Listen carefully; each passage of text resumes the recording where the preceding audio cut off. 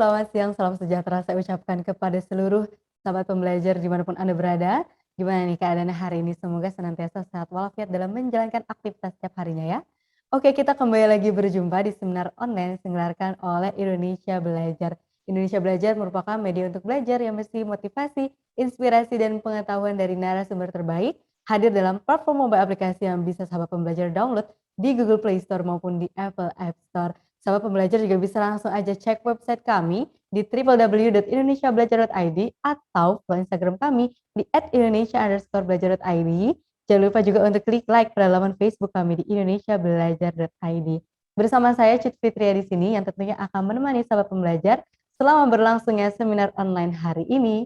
Oke, sahabat pembelajar, seperti hari Kamis biasanya, kami kembali menghadirkan seseorang yang luar biasa. Beliau adalah Bapak M. Gayatana Priyadi, SPDM MCTM, seorang motivator, trainer, writer, author, adventurer, and Pathfinder Director Certificate yang tentunya sudah hadir tengah-tengah kita. Kita sapa terlebih dahulu. Selamat siang Pak Danang, selamat pagi. Semangat pagi, salam Danang, datang untuk menang. Ya, gimana kabarnya hari ini Pak? Luar biasa, hati gembira bertemu para sahabat-sahabat semuanya. Oke, sahabat pembelajar, hari ini juga tidak kalah spesial karena kita kembali lagi berjumpa dengan Ibu Revita Banun SSCTM, seorang fingerprint analysis consultant yang juga sudah hadir tengah-tengah kita. Selamat siang Bu Rere. Selamat siang, Bu Cut, dan semuanya. Tetap semangat pagi. Ya, sahabat pembelajar, hari ini kita akan bahas mengenai working with passion. Nah, yang mana ini akan menjadi topik yang menarik sekali. Nah, di sini juga sudah bisa kita deskripsikan bahwa orang yang bekerja dengan penuh semangat dan antusias, tentu hasilnya akan sangat luar biasa. Bahkan bisa mencapai 10 kali lipat. Wah, pasti kita penasaran banget nih gimana caranya untuk merealisasikan bekerja dengan penuh semangat dan antusias, yang mana akan dibahas tuntas bersama Pak Danang dan Bu Rere. Nah, saya juga mau ingatkan kepada sahabat pembelajar, bagi yang ingin bertanya bisa langsung aja ketik di kolom chat atau klik raise hand. Nanti saat sesi diskusi tanya jawab akan kami persilahkan untuk bertanya dengan Pak Danang dan Bu Rere. Ya, baik sahabat pembelajar, kita langsung mulai working with passion kepada Pak Danang dan Bu Rere. Kami silahkan. Baik, saya mulai sebentar ya. Semangat pagi, salam Danang, datang untuk menang. Terima kasih ini Bu Niswati ini dari Gorontalo yang selalu setia ya. Oke. Panggilan hidup saya adalah menolong individu menemukan tujuan hidup dan potensi terbaiknya supaya berkarya dengan penuh gairah. Lalu, melatihnya menjadi pemimpin terbaik di bidang masing-masing untuk menghasilkan buah termanis hingga 10 kali lebih baik demi kesejahteraan bersama. Better Life for All. Ada dalam buku An Initiation DML ya, karya Eloy Shaluku. Baik, saya sampaikan bahwa pada waktu saya menulis buku saya yang pertama ya, ini 77 cara bodoh berjualan, itu saya lakukan praktek-praktek latihan di lapangan bertahun-tahun sehingga buku ini langsung bestseller, cetak ulang 5 kali, bisa laku 10.000 eksemplar, menginspirasi dari Sabang sampai Merauke, dari Miangas sampai Pulau Rote.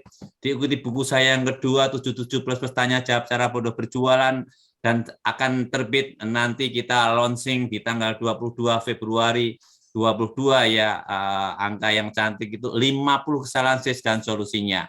Ini semua karena dilakukan dengan passion, dengan penuh gairah, sehingga bisa membuahkan hasil yang menggairahkan. Karena apa? Karena orang banyak yang bertanya, kamu ngomong apa hasilnya? Salah satu hasilnya yaitu buku-buku karya-karya saya ini hasil dari pengalaman nyata, sehingga teruji dan terbukti, bisa menginspirasi dari Sabang sampai Merauke, dari Miangas sampai Pulau Rote, bahkan menghasilkan 10 kali lipat.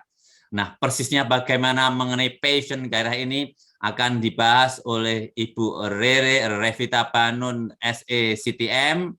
Mari kita itu bersama di Indonesia Belajar bersama Cut Fitria. Salam Danang, datang untuk menang.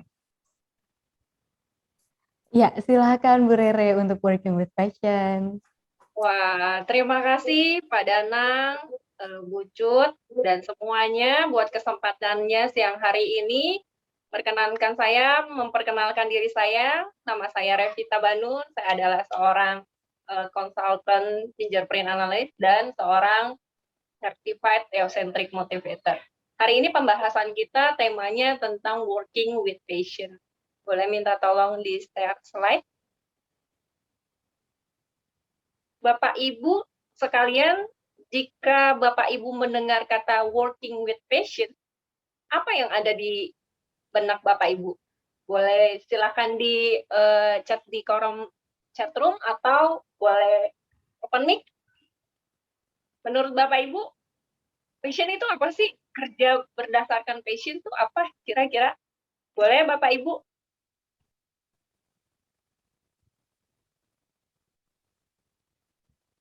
Ya, silakan Pak Satria Wibawa.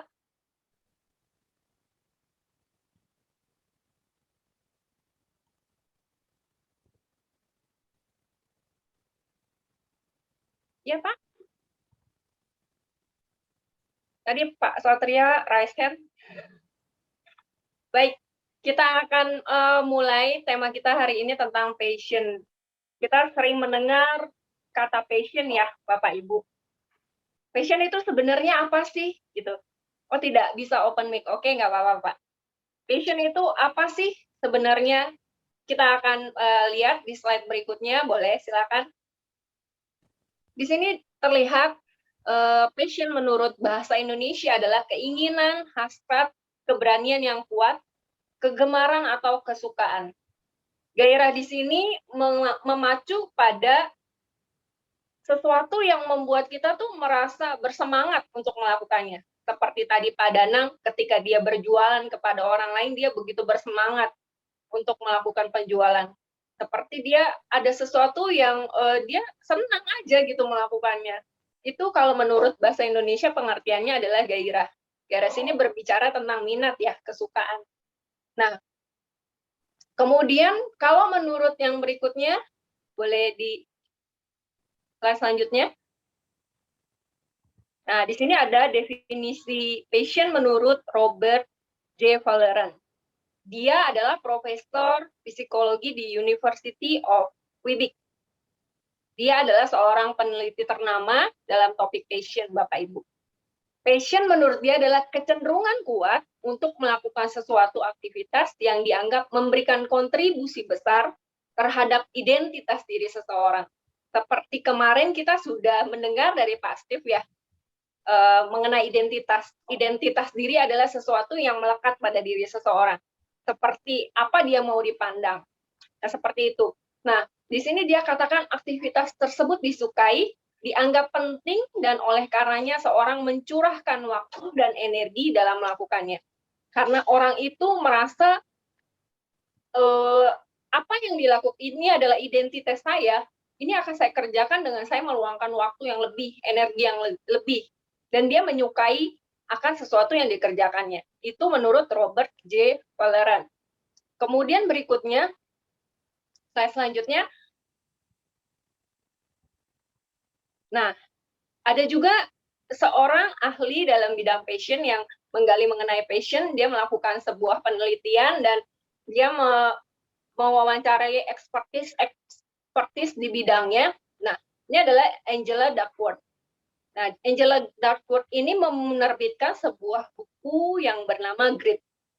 Grit ini adalah stamina dan konsistensi dalam jangka waktu yang lama untuk mengerjakan suatu pekerjaan dengan kualitas terbaik dan mencapai suatu tujuan. Bapak Ibu, menurut si Angela Duckworth ini, boleh di slide berikutnya. Untuk mencapai sebuah kesuksesan dan kebahagiaan, bukan hanya bakat saja yang menentukan keberhasilan seseorang. Perpaduan antara gairah atau hasrat, semacam minat atau keinginan atau kesenangan, dengan sebuah kegigihan dan ketekunan adalah yang membuat seseorang bisa berhasil untuk yang namanya mencapai kesuksesan. Nah, untuk mendapatkan yang namanya passion itu.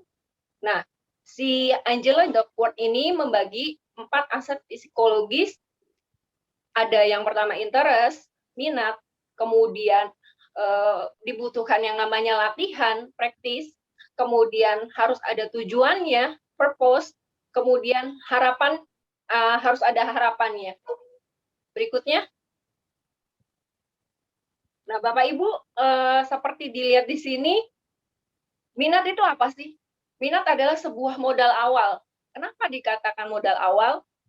Ketika seseorang mencintai suatu yang dikerjakannya, dia akan merasa akan memberikan seluruh idenya, apa yang dia miliki untuk mengerjakan itu dengan senang hati. Jadi ini dikatakan modal awal. Kenapa? Seperti di sini ada fotonya Gracia Poli ya. Waktu dia kecil dia punya minat, dia suka sama yang namanya bulu tangkis. Minat itu yang menjadi faktor utama untuk dia melakukan latihan-latihannya, tujuannya, dan harapannya. Jadi ini adalah modal awal. Kalau seseorang awalnya sudah tidak berminat, biasanya dia nggak lanjut tuh, gitu. Biasanya orang yang tidak berminat, biasanya kalau udah nggak suka, biasanya bisa sih. Misal kita kerja nih, tanpa sebuah kesenangan di sana, kita bisa lakukan. Tapi tidak sebaik orang yang tidak sebaik istilahnya seperti sesuatu yang kita minati dengan lebih besar. Seperti itu. Kemudian setelah minat, apalagi yang dibutuhkan adalah latihan. Boleh balik ke slide sebelumnya? Oke, latihan. Jadi bakat saja tidak cukup, minat saja tidak cukup, lalu kesenangan saja tidak cukup. Karena waktu kita senang sesuatu itu belum menghasilkan apa-apa. Waktu kita punya passion, kesenangan akan sesuatu itu tidak menghasilkan apa-apa sampai kita melakukan sebuah latihan. Latihan yang seperti apa? Latihan yang terus-menerus, latihan yang konsisten, dan menurut Anders Ericsson mengatakan bahwa orang-orang yang berhasil dalam melakukan sesuatu adalah orang-orang yang melakukan latihan yang disengaja. Yang disengaja ya, bukan yang kalau lagi suka latihan, kalau nggak suka nggak latihan. Tapi sesuatu yang dilakukan terus-menerus. Seperti itu. Nah, kemudian bukan hanya berlatih, tapi melakukan perbaikan. Nah, bukan hanya berlatih, tapi orang-orang ini adalah orang-orang yang mau melakukan perbaikan terus-menerus. Ketika mereka berlatih, mereka terus melakukan perbaikan terus-menerus bila ada yang namanya kesalahan. Nah, itu yang kedua. Ini yang diperlukan untuk seseorang bisa mencapai suatu passion yang istilahnya gairah yang dalam bekerja itu akan menghasilkan sebuah kesuksesan gitu loh. Yang ketiga, setelah punya minat, latihan cukup, dan yang ketiga adalah butuh yang namanya tujuan. Apa sih yang mau dicapai? Apa sih yang mau dicapai dari apa yang diminatin, apa yang latihin istilahnya. Jika sudah punya minat, punya latihan, maka berikutnya yang diperlukan adalah tujuan. Tanpa sebuah tujuan, seorang akan mudah menyerah. Kita tahu ya, kalau kita suka sesuatu, misalnya kita mengerjakan sesuatu, kita giat berlatih, kalau kita nggak punya tujuannya, kecenderungannya ketika kita mengalami yang namanya kesulitan, kita akan males atau kita menghindar. Tapi kalau kita punya tujuannya, kita tahu, walaupun kita lelah, kita harus kita tertantang untuk yang namanya mencapai tujuan tersebut. Seperti itu. Nah, tujuan berbicara tentang keinginan diri kita untuk berkontribusi untuk diri kita maupun orang lain di luar kita. Nah, Bapak Ibu di sini ditulis keinginan untuk berkontribusi lebih besar dari dirinya sendiri. Ini kita lihat si Gracia Poli dulu punya yang namanya tujuan, visi kalau dia catat. Berapa banyak Bapak Ibu di sini yang catat apa yang menjadi tujuannya, misalnya di 2022 ada, boleh angkat tangan atau chat di kolom chat. Nah, Bapak Ibu sekalian, si Gracia Poli ini punya tujuan. Jadi ketika dia melakukan latihan, waktu pertama awal dia waktu kecil dia berminat, hatinya mau melakukan itu. Nah, dia tuh latihan ketika dia lelah, dia ingat lagi kalau dia punya tujuan, dia ingat, oh iya, saya mau menjadi seorang juara olimpiade. Dengan begitu walaupun dia lelah, dia pasti yang namanya akan, oh iya, saya akan latihan lagi. Seperti itu. Itu gunanya sebuah tujuan. Nah, kemudian kalau kita sudah punya tujuan, harus yang namanya ada harapan. Harapan itu apa? Ekspektasi. Harapan itu ekspektasi bahwa hari esok akan lebih baik dari hari ini. Seperti kita ketahui bersama ya Bapak Ibu, di tahun 2022 ini adalah sebuah harapan kita kalau corona itu berlalu. Dan itu sangat mengucap syukur ya sama Tuhan kita kalau sampai saat ini kita bisa masuk ke tahun ini itu karena ada sesuatu yang besar yang masih kita harus lakukan ya Bapak Ibu ya. Oke, itu harapan. Harapan adalah sesuatu yang sesuatu yang kita harapkan. Apa yang akan terjadi ke depannya, seperti itu. Poin ini yang membuat kita akan terus-menerus bertahan, bahwa ada masa depan, ada sesuatu yang kita lakukan ini ada sesuatu hasilnya nantinya. Seperti itu Bapak Ibu. Kemudian slide selanjutnya.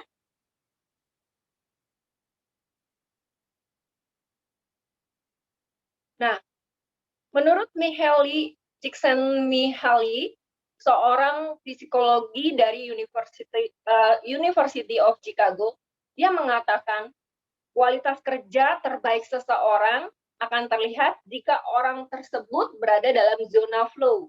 Apa itu zona flow? Yaitu pekerjaannya jika dia mengerjakan sesuatu dengan senang hati dan hanyut di dalamnya. Bapak Ibu, jadi ukurannya gimana? Kalau kita hanyut, kalau kita lupa yang namanya kita mengerjakan sesuatu lupa waktu, ada energi yang kita keluarkan lebih dari yang seperti biasa yang kita kerjakan. Itu flow. Nah, kemudian itu berbicara mengenai passion. Jadi Bapak Ibu, passion itu berbicara tentang minat, kesukaan, tapi tidak berhenti sampai di sana saja.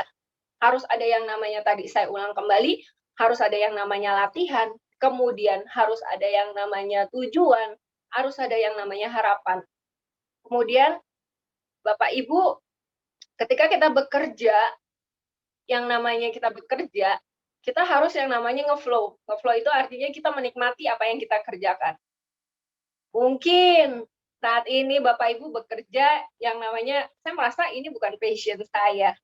It's okay gitu loh. Passion itu nggak langsung turun dari langit tiba-tiba, oh iya saya passion di bidang ini gitu. Enggak.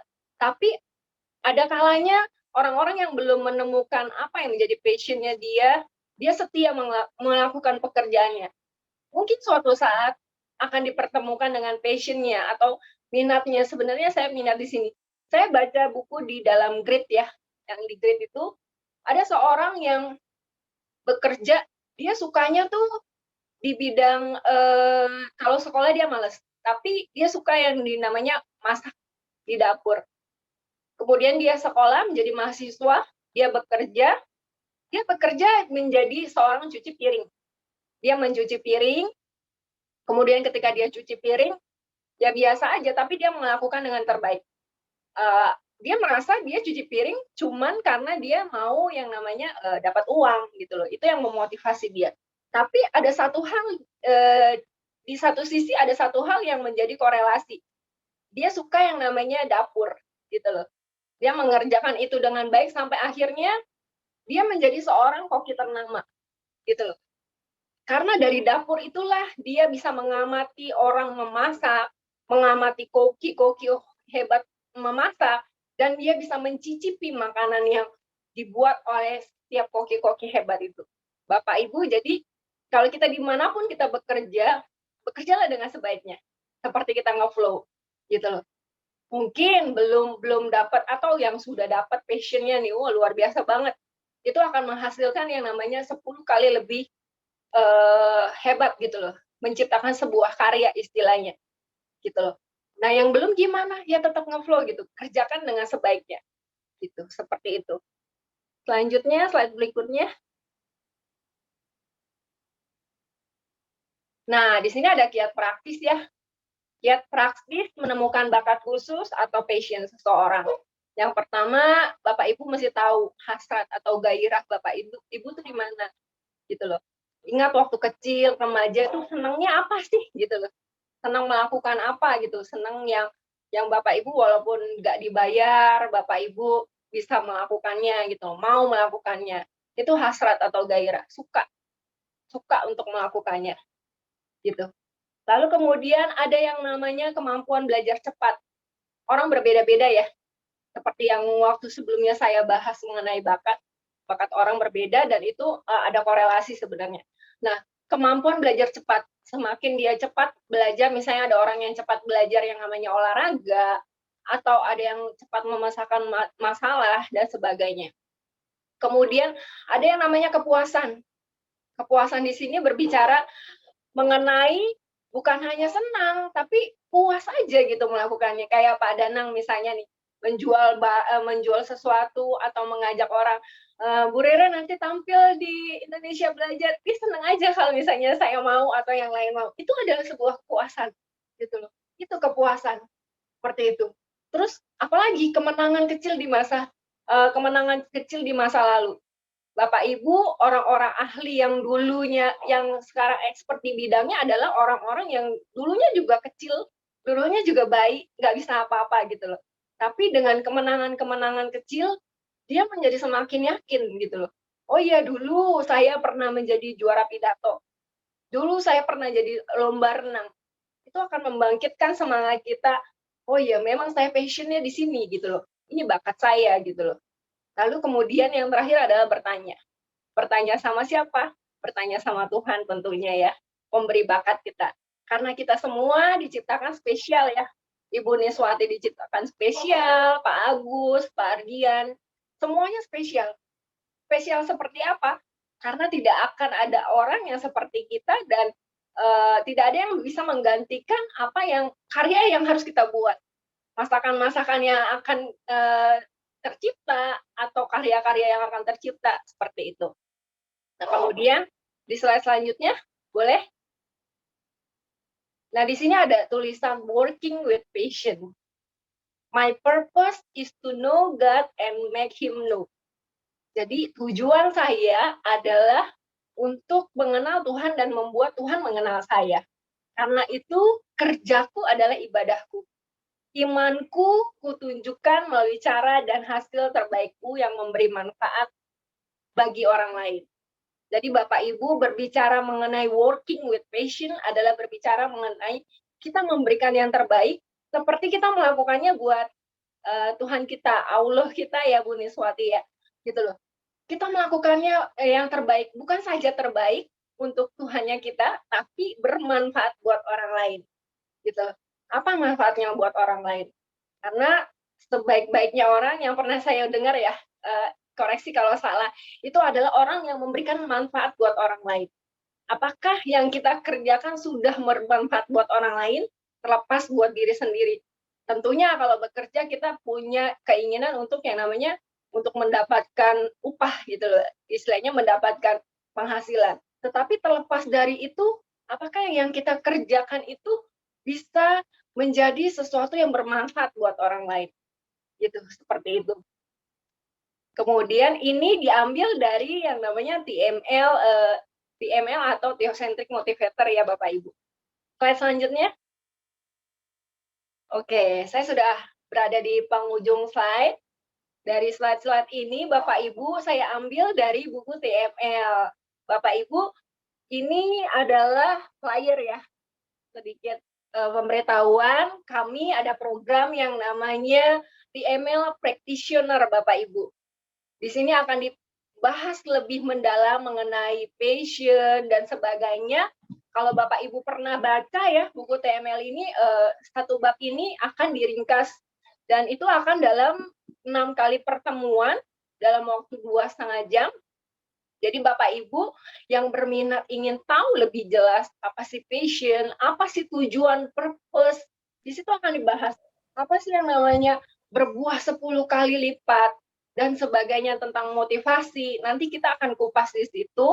Nah, Bapak Ibu silakan jika Bapak Ibu berminat boleh menghubungi nomor tertera. Kalau misalnya terlalu kecil, nanti Bapak Ibu bisa menghubungi Pak Danang atau saya. Nanti di sana akan ada pengajar-pengajar yang luar biasa seperti Pak Danang, Pak Agus, kemudian ada juga di sini tadi saya lihat Pak Toto, ya gitu loh. Di sini kita belajar. Nah, itu sistemnya pembayaran TSA kenapa harus bayar? Karena supaya Bapak Ibu bisa yang namanya berapa ya? Berapa ya? Bisa berapa sih namanya? Supaya Bapak Ibu bisa berkomitmen gitu loh. Mengikuti 6 kelas selama berturut-turut. Kenapa harus mengikuti 6 kelas berturut-turut? Biar yang namanya itu bermanfaat. Itu dari saya tutup. Jadi Bapak Ibu, apapun pekerjaan Bapak Ibu, walaupun Bapak Ibu merasa ini udah passion saya, lanjutkan gitu loh. Karena orang yang bekerja dengan passionnya, dia akan menghasilkan 10 kali yang lebih dari yang belum pernah ada. Dan yang belum, istilahnya saya bekerja, ini bukan passion saya, tapi saya harus bekerja. Kalau saya ngikutin passion saya, nanti anak saya nggak makan. Nah, tetap lanjutkan, tetap kerjakan yang terbaik. Karena Bapak Ibu mungkin itu yang akan menjadi acu buat Bapak Ibu gitu loh. Mungkin setelah saya istilahnya mulai mapan, saya bisa mengembangkan apa yang menjadi passion saya. Itu dari saya. Semoga apa yang saya bagikan bisa bermanfaat. Terima kasih. Silakan Ibu Cut. Ya, terima kasih Bu Rere, sangat menarik sekali tentang working with passion pada pertemuan hari ini. Nah, kita sudah ada beberapa penanya ini Bu di kolom chat. Saya boleh langsung bacain aja ya Bu? Boleh. Ya, oke. Ini yang pertama dari Pak Ardian. Selamat siang Pak Danang dan Bu Rere. Bagaimana cara menyelaraskan latihan dan harapan? Nah, tadi kan ada di yang 4 aset psikologi itu tuh Bu, yang ada latihan, kemudian ada harapan. Nah, seberapa pengaruh dari harapan yang lebih tinggi dari latihan dan begitu juga sebaliknya? Silahkan mungkin dari Bu Rere terlebih dahulu. Ya, terima kasih Pak Ardian, pertanyaannya bagus ya. Bagaimana cara menyelaraskan latihan dan harapan? Ya, dengan cara kalau misalnya kita berlatih, kita punya harapan kalau latihan yang kita lalui itu akan menghasilkan sesuatu hasil gitu loh. Kemudian tadi ditanyakan, keluar. Mohon maaf. Kemudian apa tadi? Seberapa pengaruh dari harapan yang lebih tinggi dari latihan dan juga sebaliknya. Dulu saya punya dosen ya. Dosen saya selalu bilang gini, kamu kalau mau punya nilai 10, kamu selalu harus punya yang namanya target, istilahnya kamu punya IPK misalnya 4 atau nilai 10. Tapi kita bilang gini, kalau kita punya nilai 10 terlalu ketinggian Pak, gitu loh. 7 atau 8 aja sudah cukup gitu kan. Tapi dia bilang gini, kalau kamu punya standar yang lebih rendah, kamu istilahnya kamu akan latihannya tuh lebih istilahnya lebih males-malesan gitu loh. Kalau misalnya kita punya standar nilai kita 10 ya, atau penghasilan kita misalnya 10 juta gitu loh. Itu namanya harapan kita ya, punya penghasilan 10 juta. Lalu dibandingkan dengan orang yang punya harapannya ya udah 7 juta aja, karena saya mungkin nggak akan nyampe gitu. Itu kan berbeda. Yang 10 juta, walaupun misalnya dia nggak mencapai angka 10, dia akan bekerja dengan lebih giat. Istilahnya seperti itu ya. Dia akan berlatih lebih giat. Walaupun dia nggak mencapai 10, mungkin dia capai 9,5. Seperti itu. Kalau menurut saya seperti itu sih, Pak. Bagaimana Pak Danang? Silakan.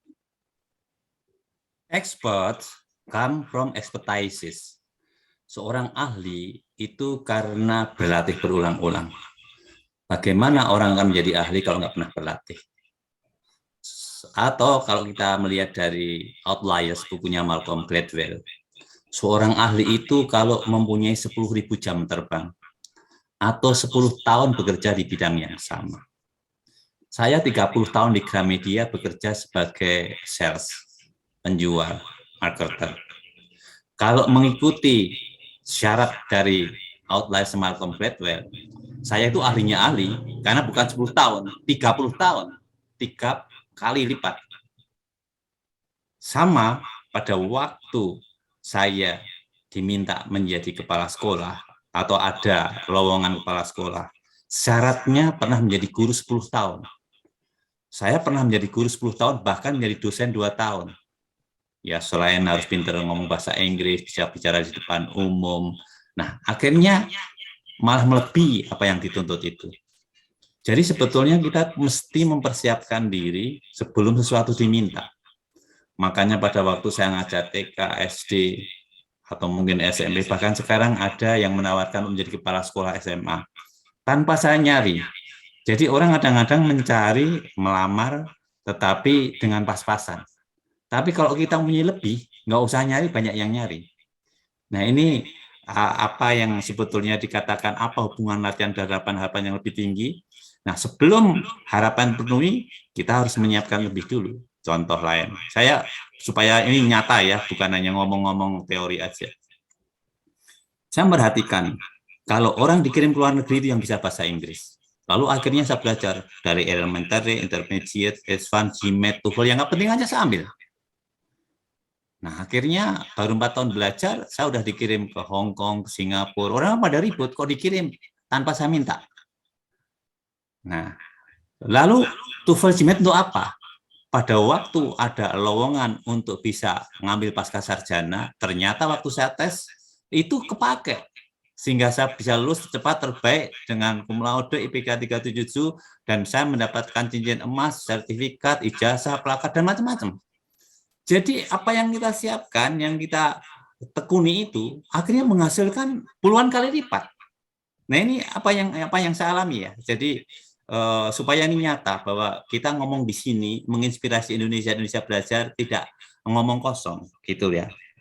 Nah ini yang tadi ditanyakan itu supaya ini diperhatikan bahwa kita jangan pernah menunggu, tapi kita harus lebih aktif ya, seperti itu. Sama pada waktu saya menjadi untuk mendapatkan sebuah mobil ya dinas, bukan mobil operasional atau mobil kerja untuk bisa dipakai dibawa pulang. Itu syaratnya menjadi manajer 5 tahun. Nah, saya sudah menjadi manajer 5 tahun sehingga mendapatkan mobil. 5 tahun lagi mendapatkan mobil lagi. Jadi kita harus menyiapkan diri. Jangan minta tapi kita nggak punya sesuatu. Ini mungkin jawaban dari pengalaman yang nyata saja supaya bahwa ini konkret. Begitu ya Ibu Rere ya? Iya Pak. Terima kasih. Wah, jawabannya luar biasa sekali Pak Dadan dan Bu Rere. Semoga tercerahkan ya untuk Pak Ardian yang bertanya tadi soal harapan dan latihan. Nah, kita ada lagi nih Bu, pertanyaan dari Ibu Fitra. Selamat siang, Pak Danang dan Bu Rere, izin bertanya. Sering kita mendengar tentang jangan terlalu terjebak dalam zona nyaman agar diri kita bisa berkembang dan bisa menghadapi tantangan. Nah, bagaimana membedakan antara kondisi zona nyaman dengan zona flow seperti yang tadi disebutkan Bu Rere?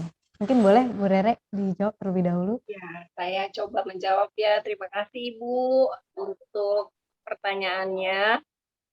Nah, kalau kita berbicara tentang zona nyaman, bedanya apa dengan flow ya Bu ya? Benar ya Bu ya? Nah, itu kalau zona nyaman kita merasa kita nyaman tapi kita tidak istilahnya menghasilkan sesuatu yang lebih, manfaatnya nggak lebih. Tapi itu hanya untuk diri kita aja. Seperti itu. Zona nyaman itu seperti seseorang yang mengerjakan sesuatu berulang tapi tidak ada progres. Tidak ada sesuatu yang dia kerjakan itu menghasilkan sesuatu yang lebih bermanfaat dan lebih bermanfaat gitu loh. Tapi itu dia merasa karena ya saya udah nyaman, saya kerjain ini. Ini aman buat saya, penghasilan saya sudah tinggi, mau apa lagi gitu loh. Saya di sini aja gitu. Beda dengan zona flow.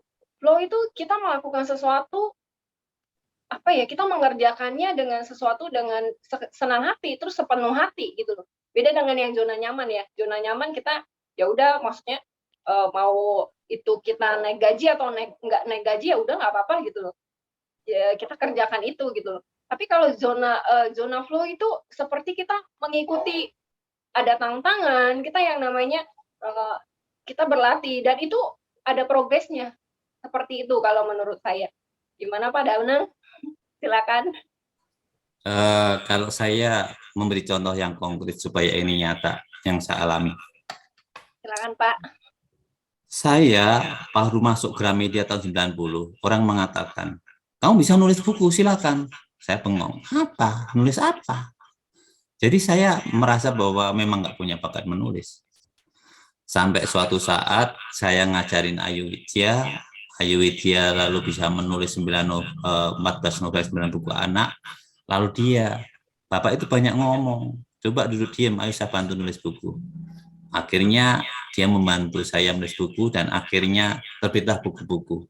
Dan dia bilang, nanti kalau Bapak sudah biasa nulis, nggak akan berhenti menulis. Dan memang betul. Ternyata sampai sekarang sudah hampir ada draft buku sudah mungkin 5, 6, 7 buku. Nah, yang besok itu di launching Februari itu buku yang keempat. Dan bukunya banyak yang bestseller karena tadi dari pengalaman, dari praktek nyata, digelutin terus dengan senang hati, sehingga mudah ditiru orang dimanapun. Nah, artinya apa? Artinya kalau saya dulu bilang saya nggak bisa nulis, saya hanya bisa jualan, saya nggak akan punya buku, Bu. Dan makanya waktu saya jualan pun saya nikmati jualannya sehingga itu menjadikan pengalaman yang bisa saya buat buku untuk membantu orang lain bisa jualan. Dan saya senang misalnya seorang ibu di Banjarmasin, Ibu Irma bisa jual 2 properti syariah dalam sebulan ingin jual 10 kali lipat kan? Padahal hanya baca buku saya. Atau Bapak Bowo yang di Denpasar, Bali bisa menjual lukisan yang biasanya seminggu bisa 2-3, cuman berapa. Tapi membaca buku saya langsung bisa jual masterpiece nilai 10 juta. 10 kali lipat kan? Dari yang biasanya nggak nyampe 1 juta. Itu setengah jam. Nah ini yang dikatakan tadi Bu Riri bukan untuk diri kita, tapi untuk orang lain. Itu akan lebih dahsyat. Tadi Bu Riri juga mengatakan kepuasannya akan lebih kalau kita bisa membuat orang lain itu berhasil atau sukses. Sama, intinya satu ya, kalau kita mengikuti sesuatu pakai fokus. Misalnya saya mau jualan ke toko, lalu ada pelatihan dongeng. Saya ikut pelatihan dongeng aja, saya tekunin. Akhirnya dengan mendongeng saja ya Ibu Rere, Cut Fitria, saya diundang untuk ngajarin dongeng dari Sabang sampai Merauke. Coba bayangin, impian bisa nginjak titik nolnya di ujung barat, ujung timur, Sabang, Merauke, terpenuhi hanya dengan mendongeng coba Bu. Bayangin, kalau kita pakai uang sendiri berapa? Ini udah dibayarin, dapat duit, dan cita-cita tercapai. Luar biasa. Kalau saya waktu itu ada latihan dongeng, apa sih dongeng? Nggak penting, saya bisanya jualan ya jualan. Saya nggak akan mungkin menginjak Sabang sampai Merauke. Gila kan? Jadi kita tetap harus punya sesuatu, tapi kalau ada sesuatu yang lain, ada kesempatan kita masuk. Sama pada waktu saya menulis naskah drama radio. Itu dari 30-40 orang, bahkan sekarang menjadi CEO saya, direktur saya, waktu SMA kelas 2 tahun 80-an ya, itu saya menjadi juaranya loh, menulis naskah drama radio. Apa yang saya tulis? Pengalaman nyata saya. Waktu itu saya mau jadi pastor, terus akhirnya keluar, lalu saya tulis di ujung tanduk, bahwa orang itu dalam menentukan pilihan itu akan saya pilih apa. Nah, karena pengalaman nyata, lalu dianggap ini naskah original dan dapat nilai A++ dan jadi juara. Jadi, apa yang kita buat, itu kalau kita sungguh-sungguh, apalagi merupakan original pengalaman pribadi, hasilnya maksimal. Nah, saya sering juara satu seperti ini bukan karena saya hebat. Tuhan memanggil kita bukan karena kita mampu, tapi kita memampukan kita. Bergantung padanya, berserah padanya. CTM banget ini ya. Jadi teosentrik ini. Waktu saya lulus kuliah di Atmajaya, juara 1 tercepat terbaik. Bukan karena saya hebat. Saya belajar lewat teman-teman saya yang lebih pintar. Kalau saya menyesali, mengandalkan diri, nggak bisa. Nah, Tuhan mengirim orang-orang yang pintar untuk membantu saya. Sehingga akhirnya malah menjadi juaranya dibandingkan teman-teman yang ngajarin saya. Bayangin, yang ngajarin saya ujian tesis, malah dapat B, saya yang diajarin dapat A, sehingga yang menjadi juara 1. Coba. Nah, itu semua karena saya juga berdoa sama Tuhan. Tuhan, tolong saya diberi yang terbaik, tercepat, dan saya menjadi juara. Dan Tuhan mendengarkan. Tapi karena usaha, karena upaya, bukan saya diam saja. Nah, ini saya mau sampaikan, ini bukan pamer, bukan sombong, tapi untuk menunjukkan bukti nyata bahwa yang namanya ketekunan, kedisiplinan, kesungguhan, penuh gairah, hasilnya semua. Saya banyak berbagai bidang itu kalau saya sering juara satu bukan karena saya pinter, enggak. Itu muncul dengan sendirinya kan, saya juga sering terkaget-kaget. Kenapa saya juara satu? Termasuk mendapat Highest Award for Achievement dari Dale Carnegie, itu sertifikat lomba pidato lawan 30 direktur manajer pada asesmen biasa. Itu saya juara satu yang sertifikatnya dari Presiden dan Vice President Instruction di Carnegie Amerika Serikat. Loh, kaget saya. Tapi karena latihan dan karena berdoa besar pada Tuhan. Jadi ada balancingnya antara gairah, semangat, passion, dan berserah pada Tuhan. Ini pengalaman nyata, mungkin bisa menginspirasi teman-teman semua. Terima kasih.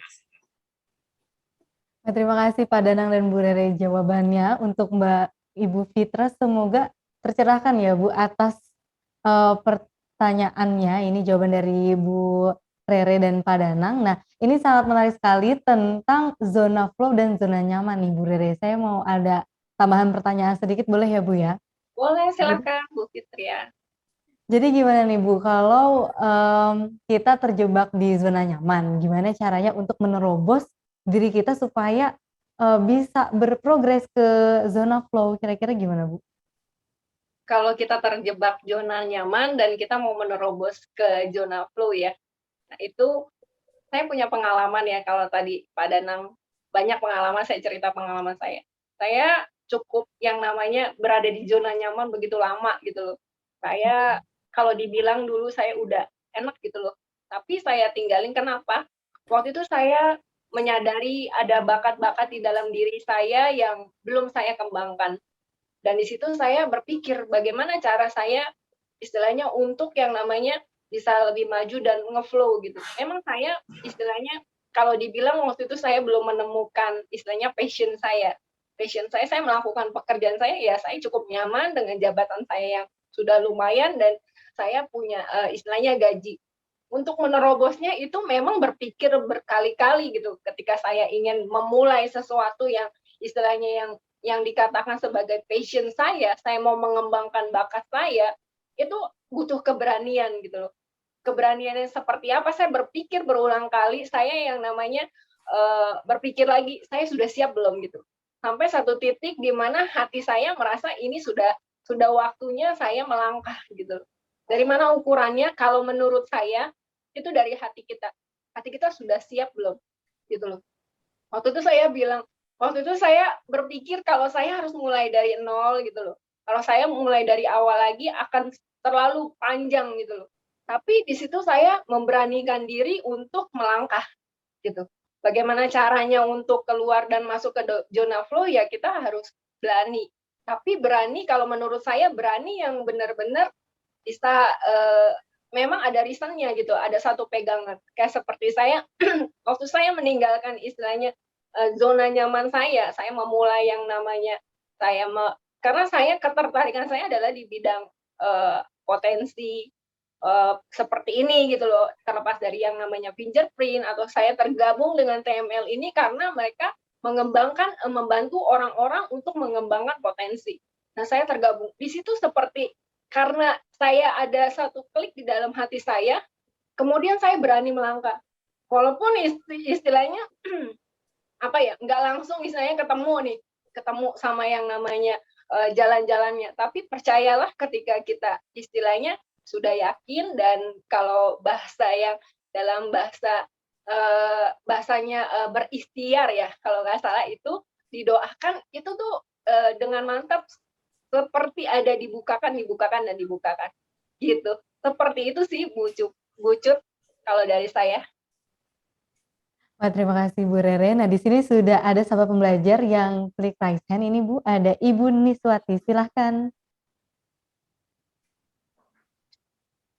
Silahkan Bu Niswati. Baik. Assalamualaikum warahmatullahi wabarakatuh. Waalaikumsalam warahmatullahi wabarakatuh. Selamat siang Pak Danang. Selamat siang Ibu Niswati yang cantik sekali ya, ini dandanannya keren. Iya. Ini saya mau lihat judul yang dikasih Pak Danang, hebat banget.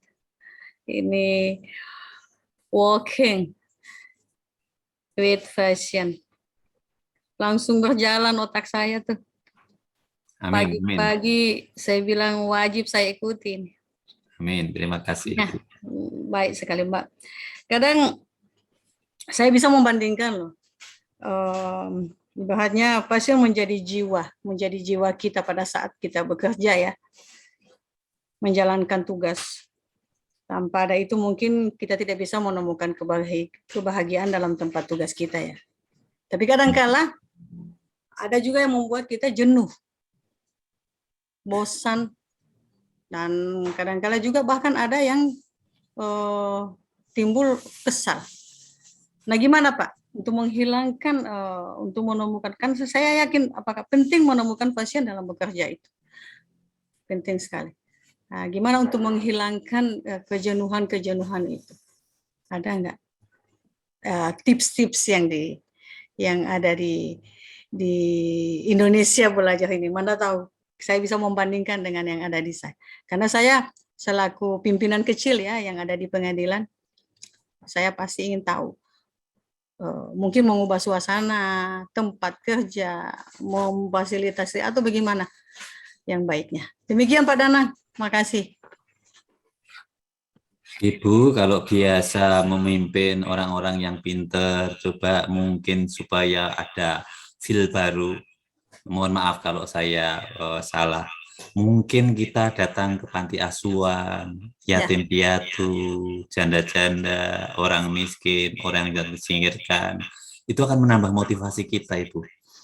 Jadi, oh iya, banyak orang yang perlu ditolong. Aku harus bersyukur, aku mendapat banyak kesempatan. Tapi siapa yang membantu orang-orang kecil ini? Nah, itu membuat amal kebaikan. Nah, ini mungkin zakat, fitrah, pada sunnah itu bisa membuat kita tambah bergairah, bersemangat lagi. Semakin saya mendapatkan banyak, semakin membantu banyak orang, semakin bisa menyalahkan banyak orang. Nah, itu membuat nggak bosan. Kalau lain kali juga misalnya kalau jenuh di kantor, ya boleh kok Ibu kalau libur itu kan banyak tempat-tempat tidak di Gorontalo ini yang saya lihat itu. Termasuk mungkin berlibur sama keluarga yang di pulau gambarnya cinta itu ya. Pulau Cinta ya? Iya, itu indah sekali Ibu. Iya, mungkin dengan datang di sana lalu dapat fresh ya, dengan alam di sekitarnya, lalu kita menjadi bersyukur pada Tuhan, aduh aku dapat kesempatan seperti ini. Nah, seperti itu mungkin bisa. Ya, nanti jelek-jeleknya baca buku saya ya. Itu dia bukunya yang saya tunggu. Nyampe-nyampe. Nanti akan membuat tambah semangat baru. Nah, kalau belajar dari saya, ya waktu saya ditanya untuk Indonesia Belajar, saya siap. Sehingga Indonesia Belajar ini menjadi satu bagian dari setiap minggunya saya harus mempersiapkan entah pembicaranya, bahannya, dan seterusnya, menghubungi dari antara ratusan orang, kadang-kadang mungkin yang ikut cuma berapa, seperti misalnya 14, 15, nggak apa-apa gitu loh. Non multa sed multum, bukan banyaknya, tapi sedikit kalau yang bermutu jauh lebih baik. Ini juga ada Mas Welly dari Lombok, jadi ada perwakilan dari mana-mana gitu ya, atau yang dari Jogja. Nah, seperti itu, Semarang. Nah, ini salah satu Indonesia Belajar. Lalu kemudian saya juga, ini contoh konkret Ibu. Jehovah Rafa itu kami punya gereja kemarin itu baru berdiri, tapi selalu ditanyain mana tempat ibadahmu. Nah, kebetulan kami jalan-jalan ke Universitas Pancasila, Bapak Wakil Presiden ya, itu meresmikan tanggal 5 Januari kemarin ya, itu 1 tempat ibadah, 6 tempat ibadah ada di Universitas Pancasila yang dibuat oleh Bapak Insinyur Siswono Yudhoyono. Lalu karena baru diresmikan oleh Wakil Presiden, mungkin itu masih kosong tempat untuk geraha layanan Kristen itu. Kami mencoba menemui Bapak Insinyur Siswono dan dikabulkan. Wah, luar biasa ini. Dalam kurun waktu yang pendek, Jumat, Sabtu, Minggu dikabulkan. Padahal nggak semudah itu ya kita bisa mendapatkan tempat ibadah. Ini baru Ibu, baru diresmikan dan dikasih. Sehingga membuat kita semangat baru, gairah baru. Padahal kita sudah survei ke beberapa tempat yang lain, termasuk ke Cibubur, termasuk ke Wilayah termasuk ke tempat di Jalan Sudirman Tamrin yang mewah-mewah itu. Tetapi Tuhan menghendaki yang sederhana, tapi nyata wujudnya gereja, dan itu seolah-olah dibuat untuk kita. Ya, Bapak Wakil Presiden yang meresmikannya. Nah, ini salah satu. lalu ARC relawan. Nah ini saya sendiri sampai kurang waktu karena kemarin ayah saya sakit, padahal kita harus membantu orang-orang penyintas atau anak-anak penyintas di Gunung Semeru. Nah di situ Ibu mungkin juga lihat lewat mass media betapa banyak orang yang mungkin harus tiada atau meninggal, bahkan yang terkubur oleh debu-debu itu. Nah sekarang kita lagi mau mengusahakan rumah sederhana untuk mereka, mungkin berapa ratus rumah itu. Nah ini membuat kita juga semangat membantu orang lain. Ternyata banyak yang perlu kita kerjakan. Nah andai kan nggak bisa sampai ke sana, Ibu kan juga pernah membantu mungkin dengan lewat membeli buku saya, memberi donasi, secara nggak langsung itu membantu orang-orang yang mereka itu terkena musibah seperti itu. Jadi selagi meletus bukan selesai, Bu. Sekarang mereka masih nggak ada rumah, mereka masih tempat pengungsian, mereka harus nama huntara, hunian sementara. Ya, itu kita harus buat sampai mungkin ribuan ya. Itu sama dengan NTT itu belum selesai, kita masih bantu. Jadi biasanya orang begitu ada bencana langsung pada bantu, dianggap sudah selesai. Belum selesai. Lalu saya sebagai penulis, ini juga sesuatu yang membuat saya, nah Ibu juga bisa menulis, pengalaman Ibu kan banyak. Nah ini saya nulis buku bestseller ini bukan karena saya hebat penulis, enggak. Ditulis berdasarkan pengalaman saja kok. Ibu Rere juga bisa nulis ya. Hanya mungkin perlu pencerahan sedikit saja ya. Bisa semua itu kan. Siapa sih yang nggak bisa nulis pengalaman pribadi, nulis autobiografi, nulis diari dan seterusnya. Ayu itu juga menjadi penulis sampai juara 2 di tingkat nasional atau bukunya dibawa ke pameran buku terbesar di Frankfurt itu juga dia konsultasi sama saya suruh nulis pengalaman misalnya waktu kuliah digodain oleh kakak kelasnya, lalu muncul novel CLBK bikin repot.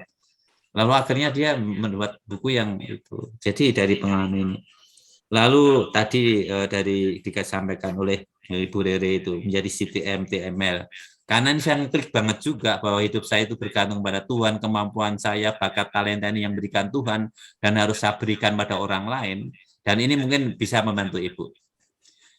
Bakat, talenta, jabatan, harta, kedudukan yang kita miliki adalah titipan Tuhan, titipan Allah yang harus kita berikan pada orang lain. Kenapa Ibu? Karena ini semua tidak akan kita bawa mati. Lebih baik kita berikan pada orang lain dan kita bawa amal kebaikan nanti di akhirat nanti. Ya, kan Ibu. Ini mungkin bisa membantu Ibu untuk tambah bersemangat. Jadi akhirnya yang kita bawa adalah amal kebaikan, karakter, dan perbuatan kita ya Ibu ya. Nah, saya kira ini Ibu tersenyum, kasih jempol 2 untuk menyemangati Ibu. Ternyata Ibu masih bisa banyak berbuat sesuatu dengan penuh semangat. Terima kasih. Amin. Terima kasih. Sama-sama Ibu. Ya, terima kasih Ibu Niswati yang tadi sudah interaksi langsung dengan Pak Dadan dan Bu Rere. Nah, ini ada pertanyaan terakhir Ibu dari Pak Satria Wibawa. Beliau menanyakan ini tentang daftar training untuk biaya dan sertifikatnya. Gimana Bu? Silahkan boleh dijawab. Oh iya, terima kasih Pak Satria pertanyaannya. Kalau Bapak tertarik untuk biayanya tuh TSA, nanti bisa dihubungi ke nomor 0813 857 857 04 atau di 0813 983 981 27. Nanti untuk program ini akan diberikan sertifikat. Bapak silakan mendaftar sebelum kuotanya tutup. Ya, Pak Danang ya. Ya, siap. Bisa hubungi Pak Danang atau masuk ke TML Community juga bisa. Seperti itu, Pak.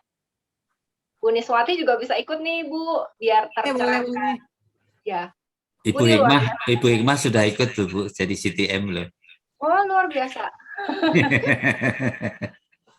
Ya, kita sama-sama belajar. Karena kan memang kita ya sebagai manusia ada titik yang namanya titik jenuh ya. Terkadang walaupun itu passion kita seperti tadi Bu Niswati, kita ada satu titik di mana kita jenuh. Itulah pentingnya namanya sebuah motivasi. Itulah pentingnya namanya kita mengenal diri kita. Bagaimana cara kita mengolahnya. Ada orang-orang yang butuh yang namanya kesendirian sendiri, orang-orang yang introvert, atau dia butuh teman-temannya gitu loh. Mereka mengobrol, Nah, di CTM ini juga, di TML ini juga banyak yang dari pengadilan, juga ada Pak Arif ya, Bu, ya, dan sebagainya gitu. Itu bisa membuat kita tuh berkomunitas gitu. Jadi kan kalau misalnya sesama di pengadilan tuh lebih tahu tuh biasanya tuh. Oh iya, saya tuh melakukan ini biasanya kalau saya sedang jenuh gitu loh. Ya, ya. Itu, Bu. Makasih, Bu. Iya. Ya.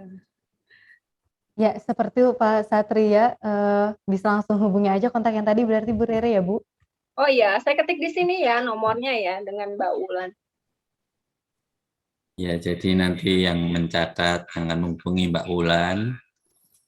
Jadi nomornya sedang diketik oleh Ibu itu Mas Satria, diketik oleh Ibu Rere Tabanun. Untuk Ibu Niswati, Ibu Hikmah itu juga sudah ikut CTM, itu teman kita di Berani Keluar dari Zona Nyaman. Saya kira Ibu ada bakat di sana juga, Ibu. Terima kasih untuk selalu setia ya teman-teman di sini, Pak Agus Yawono, Ardian Diu, Cut Fitria, Fitra Yuli Nuha, Ibu Niswati, Ibu Rita Banun, Mas Satrio Wibowo, Pak Toto, Mas Weli dari Lombok, Matraman, ya, lalu ada teman-teman yang lain ini ya, Ibu Fitra Ulinuha. Terima kasih. Ya, baik sahabat pembelajar, kita sudah berada di penghujung seminar. Dipersilahkan untuk Ibu Rere dan Pak Danang memberikan closing statement. Silahkan, Bu. Closing statement dari saya, cintai yang kau kerjakan dan kerjakan yang kau cintai. Terima kasih. Passionmu menunjukkan siapa kamu. Ikutlah passionmu dan engkau akan berkembang hingga 10 kali lipat. To be 10xer dan ukir jejakmu dengan passionmu. Terima kasih, salam Danang, datang untuk menang. Terima kasih Pak Danang dan Ibu Rere atas kesempatannya siang hari ini yang sangat memotivasi dan menginspirasi sekali tentunya. Dan terima kasih juga saya ucapkan kepada seluruh sahabat pembelajar yang sudah bergabung di seminar online Indonesia Belajar. Semoga kita semua bisa senantiasa mengimplementasikan working with passion di kehidupan kita sehari-hari. Amin. Nah, saya juga mau ingatkan kembali untuk sahabat pembelajar yang belum klik like, comment, subscribe, and share channel YouTube Indonesia Belajar. Saya Cut Fitria mohon izin pamit undur diri. Terima kasih, tetap semangat dan selalu jaga kesehatan. Dan sampai jumpa di seminar online Indonesia Belajar lainnya. Selamat siang dan semangat pagi.